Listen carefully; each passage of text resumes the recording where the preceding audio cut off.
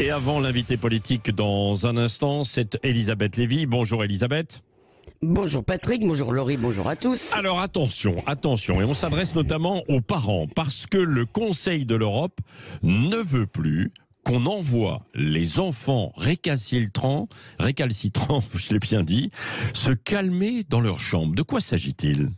Eh bien oui, en tous les cas, le Conseil réfléchit à cet important sujet. Alors en 2008, ce Conseil de l'Europe qui rassemble les pays qui adhèrent à la Convention européenne des droits de l'homme, à la Cour du même nom donc, bannissait les violences éducatives ordinaires qui sont également proscrites par une loi française de 2015, la fameuse fessée.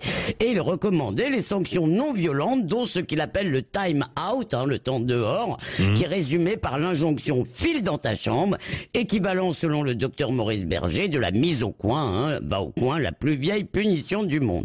Alors cette page time out sur le site du Conseil est désormais obsolète.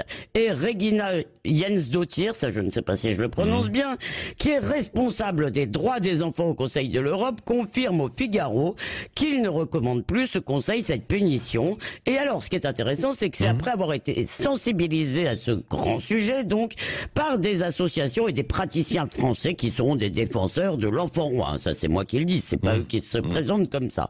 Et il mène campagne notamment contre la psychologue Caroline Goldman, qui est auteure d'un livre qui est justement intitulé « File dans ta chambre ».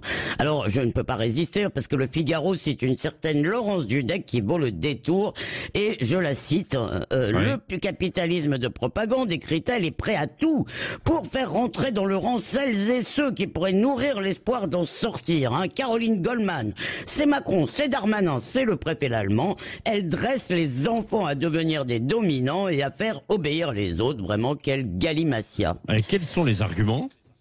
Alors pour en finir avec cette mise au coin, eh bien c'est que l'enfant que l'on met au coin, que l'on envoie dans sa chambre, se sentirait mis à l'écart, banni. Or, disent-ils, un enfant désobéissant, c'est un enfant qui va mal. C'est donc l'idée même de sanction qui est en réalité proscrite. Le parent est coupable et donc, bref, cher Patrick, si votre enfant vous nargue, voire vous insulte, tendez l'autre joue. En réalité, tous les éducateurs sérieux le savent, éduquer un enfant, c'est lui apprendre la limite, son désir, lui apprendre que son désir n'est pas une loi, c'est la condition de la construction de leur personnalité et de leur équilibre. D'ailleurs, tous les enfants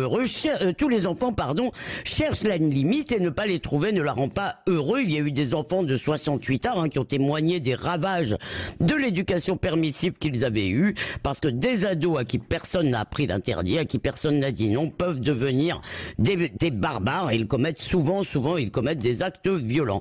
Et puis alors en prime, pour finir, le Conseil de l'Europe s'invite ainsi, il y a un service parentalité, donc il s'invite dans vos foyers pour vous dicter votre conduite quotidienne. Si ça devient une norme, cette interdiction du time-out, un enfant ou des associations pourront sans doute attaquer devant la Cour européenne des droits de l'homme des parents qui pratiquent cette punition ignoble et traumatisante. Ils seront attaqués pour mauvais traitement.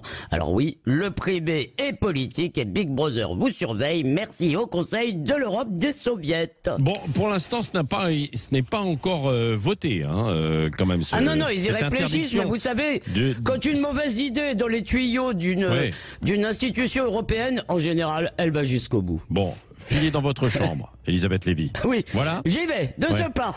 Allez.